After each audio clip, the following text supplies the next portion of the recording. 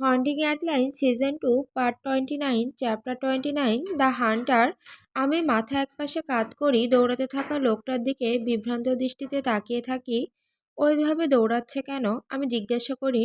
সত্যি চিন্তিত হয়ে পড়ি যে রিক কি নিজেকে আজব কিছু দিয়ে খোঁসায়। হয়তো কোনোটা আটকে গেছে, কারণ ঈশ্বর কে এভাবে দৌড়ায়। ওটা ভালো প্রশ্ন।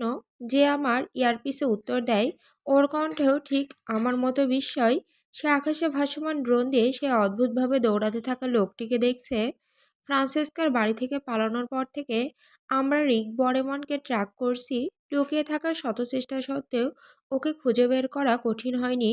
নিজের শুকনো ছোট্ট আত্মায় নিশ্চয়ই ব্যথা লেগেছিল যে মিলিয়ন মিলিয়ন ডলার থাকার পরও কোনো ট্রপিক্যাল দ্বীপে ট্রিপার আর কোক নিয়ে উড়ে যেতে পারছে না। মনে হয় মাদক ওর মগজ পুরোপুরি ভেজালেনি, তাই নিজের পিঠে লাগানো বিশাল টার্গেট সম্পর্কে সচেতনও। ও হলো দুইজনের একজন, যার আমার প্রেমিকাকে অপহরণের জন্য দায়ী। আর এই জিনিস আমি হালকাভাবে নেব না।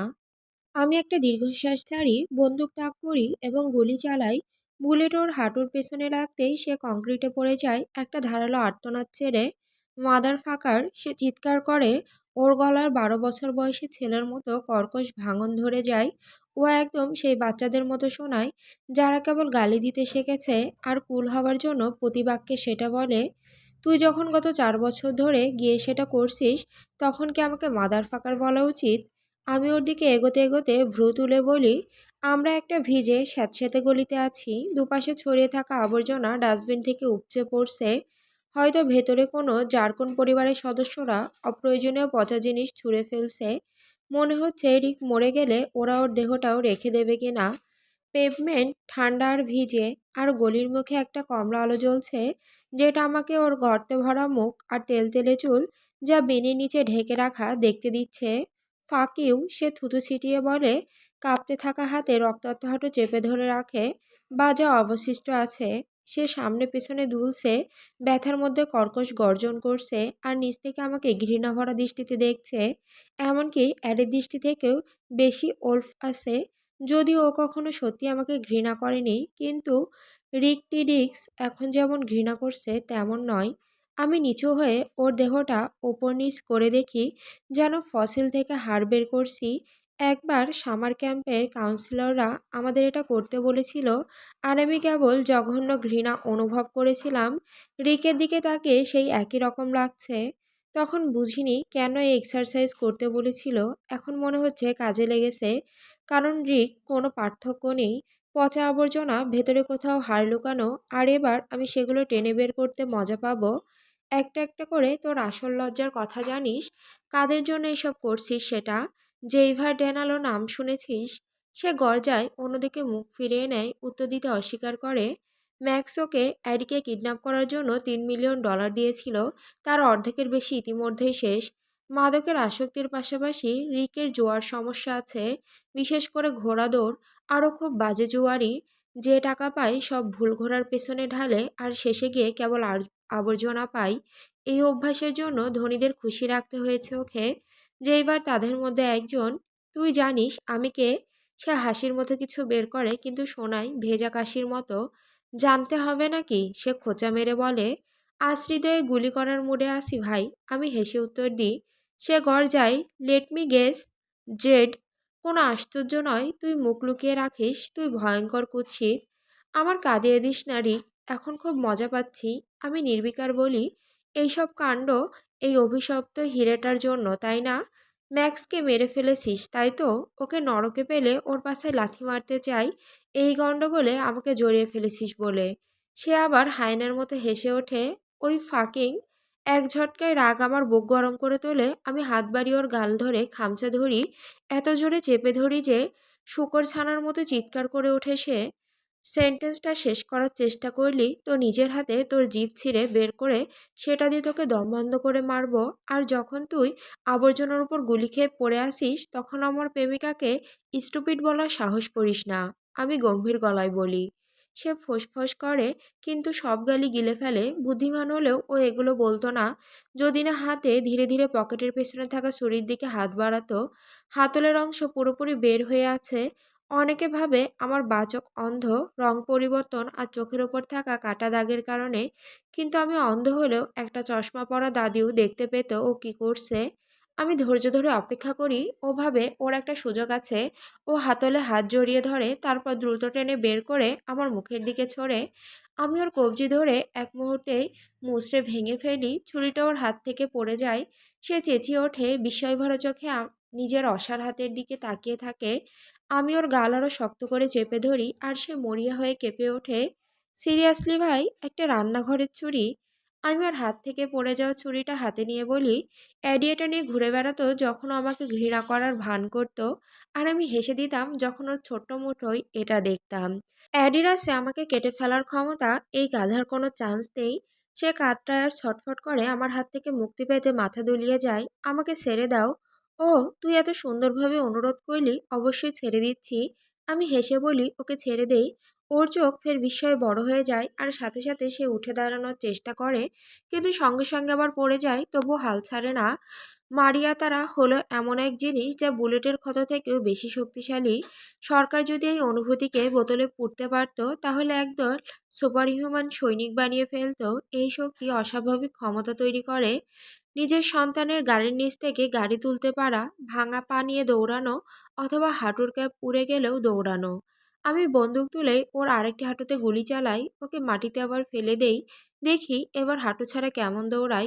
হয়তো গুনিনেস ওয়ার্ল্ড রেকর্ড এর নাম উঠবে, হাঁটু ছাড়া সবচেয়ে বেশি দূর দৌড়ানোর রেকর্ড। সে আবার চিৎকার করে, বারবার উঠতে চেষ্টা করে, কিন্তু বারবার ব্যর্থ হয়। আমি মাথা পেছনে ফেলে হেসে উঠি। আফসোস, রিকের ছবি গ্রিনেসের বইতে দেখতে ভালো লাগতো। দুঃখিত ভাই, আরেকবার গুলি চালানোর লোভ সামলাতে পারলাম না। সে হলুদ ভাঙা দাঁতের ফাঁক দিয়ে গালি ছুঁড়ে দিতে থাকে, মাটিতে গড়াগড়ি খাই। চুপ করবি, কেউ শুনে ফেললে আমার বিপদ হবে। আমি হেসে বলি, আর ওর মুখ থেকে আরও রঙিন গালিগালাজ বেরিয়ে আসে। সত্যি বলতে আমরা শহরের সবচেয়ে নোংরা এলাকায় আছি। সরকারের কাছে ওর পাসপোর্ট সাসপেন্ড হওয়ায় দেশ ছাড়তে পারছে না, আর ওর কাছে ভুয়া পাসপোর্ট কেনার মতো টাকা নেই। তাই সিয়াটল থেকে কয়েক ঘন্টা দূরত্বে লুকিয়ে থাকার চেষ্টা করছিল, যা এখন বুমেরাং হয়ে যাচ্ছে। হয়তো অনেকে ওর চিৎকার শুনছে, কিন্তু কেউ সাহায্য করতে আসবে না। এখানে সবাই নিজের মতো ক্রাইম করে, সস্তা নেশার মধ্যে ডুবে থাকে। রাস্তার পাশে হয়তো এক মৃতদেহ পড়ে আছে, আর সবাই পা টিপে পাশ কাটিয়ে চলে যাচ্ছে। এখানকার নিয়ম, নিজের গণ্ডিতে থাকো, খুন করার জন্য একদম পারফেক্ট জায়গা। আবহাওয়াটাও বেশ সুন্দর। জেড, তুই কি আবার তোর খাবারের সাথে খেলা শুরু করেছিস? যে বিরক্ত স্বরে বলে। কিভাবে বুঝলি? আমি হেসে বলি, মাটিতে পড়ে থাকা রিকের দিকে হেঁটে যায়। ও হামাগুড়ি দিয়ে পালানোর চেষ্টা করছে, হাত দিয়ে নিজেকে টেনে টেনে সামান্য করে এগোচ্ছে। মরিয়া হওয়ার শক্তি শেষ, এখন মৃত্যুর কাছে আত্মসমর্পণ করছে। তুই আর আমি একসাথে নরকে পড়ব। ছোট্ট এই মানুষটা থুতু ছুঁড়ে ফেলে, মুখ দিয়ে থুতু ছিটিয়ে দেয়। দেখিস, ঠিকই দেখবি। আমি দীর্ঘশ্বাস ছেড়ে হাতার ভাঁজ গুটিয়ে বলি, আমি সেটাই চাই রিক। তাহলে সেখানেও তোর উপর অত্যাচার চালাতে পারবো। আমি ওর পেটের পাশে লাথি মারি, ও গড়িয়ে পিঠের উপর পড়ে যায়। ছিন্ন ভিন্ন হাঁটু থেকে রক্ত ঝরছে। এখন সে সম্পূর্ণ অবশ, মৃত্যুর প্রার্থনা করছে। এমনকি বেঁচে গেলেও হাঁটু ছাড়া কিভাবে বাঁচবে? ও তো ছোটোখাটো মানুষ, আর কতটুকু উচ্চতা হারাবে? আমি আবার নিচু হই, ওর চিবুক ধরে উপরে তুলতে তুলতে গলার কাছে ছুরি ধার বসাই। সে আর লড়াই করে না, শুধু তীব্র ঘৃণাভরা চোখে মৃত্যুর মুখে তাকিয়ে থাকে। শেষ কথা বলবি? আমি আমি ওর গলা চিরে ফেলি, বাক্য শেষ করার আগেই। আসলে শোনার ইচ্ছেই নেই। আমি বলি, ওর চোখ বিস্ময়ে বড় হয়, মুখ হা হয়ে রক্তে দম বন্ধ হয়ে আসে।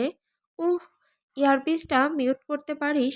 ওর গলার গড়গড়ানি আমি এখান থেকে শুনতে পাচ্ছি। যে বিরক্ত স্বরে বলে। আমি চোখ ঘুরিয়ে নিই, ওর কথায় কান্না দিয়ে গলায় ছুরি চালিয়ে যেতে থাকি। ছুরিটা বৃদ্ধার সেক্স লাইফের মতোই ভোঁতা, তাই মাংস আর হাড় কাটতে বেশ সময় লাগছে। শেষমেশ ওর মাথা শরীর থেকে আলাদা করে ফেলি, হাত ব্যথায় ধরে আসে। রক্ত একেবারে ঢেকে যায়, যেন ক্যারিয়ার মুভির সেট থেকে হাঁটতে হাঁটতে বের হচ্ছি। ওর মাথাটা বুকের উপর ফেলে দিই, তারপর জিন্সে হাত মুছে হুডির পকেট থেকে একটা সিগারেট বের করি। ঘাড় ঘুরিয়ে টান টান করি, সিগারেটে আগুন দিয়ে টান দেই।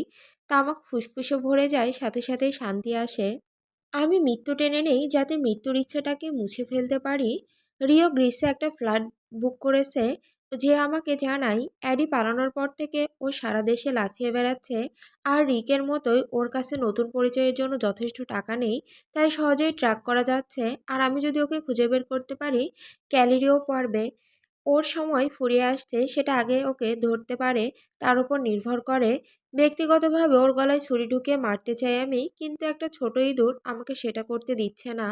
ও মুখে কিছু বলেনি, কিন্তু ও চায় না রিও মরে যাক। যেটা আমাকে আরো বেশি রাগিয়ে দিচ্ছে তা হলো আমি পুরোপুরি ওকে দোষ দিতেও পারছি না।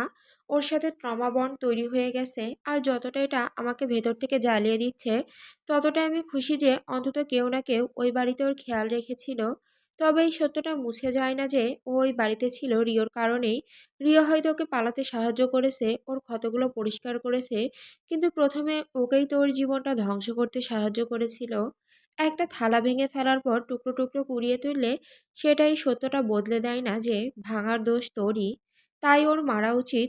মোটা ধোয়ার কুণ্ডলি বের করে শ্বাস ছেড়ে আমি পকেট থেকে একটা ছোট লাইটার ফ্লুইডের কন্টেনার বের করি। ক্যালোরির দিক থেকে বিশেষ নজর রেখে রিওর পেছনে কে লাগছে সেটা খেয়াল রাখিস। অন্য কোনো ইন্টেলিজেন্স ও ট্র্যাক করছে কিনা দেখ। আমার কোনো এক ভাড়াটে খনি পাঠিয়ে দেওয়ার পিছু নেওয়ার জন্য আমি নিশ্চিত ওর মাথার উপর বিশাল পুরস্কার ঘোষণা হয়েছে, আর ওদেরও হ্যান্ডেল করতে হবে। আমি যেকে আদেশ দিই ওর মগজে গুলি ঢোকানোর কাজটা কেবল আমি করব। রজার ও মৃদু স্বরে বলে, আর সাথে সাথে কিবোর্ডের টিপ টিপ আওয়াজ ভেসে আসে, যেটা শুনে আমার চোখ ঝাঁকুনি দিয়ে ওঠে বিরক্তিতে। এতটাই বিরক্তিকর। তোর অ্যাডভেঞ্চারে মজা কর। আমি গর্জন করে উঠি, এয়ারপিস থেকে টিক আওয়াজ হয় যা কল শেষের ইঙ্গিত দেয়। তারপর আমি লাইটার ফ্লুইডের ঢাকনা খুলি, রিকের দেহ আর আলাদা করে রাখা মাথার উপর ঢেলে দিই। শেষবারের মতো একবার গভীর টান নিই, তারপর সেই জ্বলন্ত সিগারেট ওর লাশের পাশে ছুড়ে দিই। এক ধাপ পিছিয়ে যাই যখন দেহটা দাও দাও করে আগুনে জ্বলতে শুরু করে। নরকে যাওয়ার রাইডটা খুব মজার হবে না? রিস্কি ডিস্ক, তোর অ্যাডভেঞ্চারে মজা কর।